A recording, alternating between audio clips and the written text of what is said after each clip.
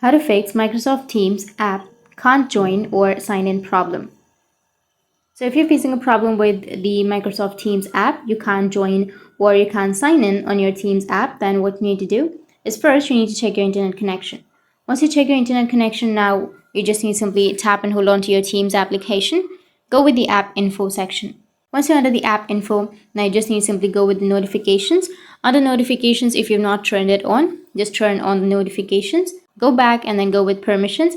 Under permissions, if you've not turned on any permissions, then you just need to simply go with camera and allow while using the application. Go with contacts, go with allow, and microphone, go with allow, and music and audio, nearby devices, phone, photos, and videos. You just need to simply go ahead and turn on all of the permissions. Once you've turned on the permissions, now go with storage and cache. And here you need to go with clear cache and also the clear storage.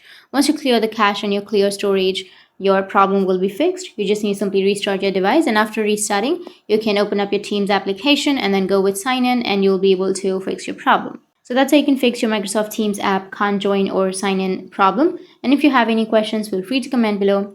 Thanks for watching.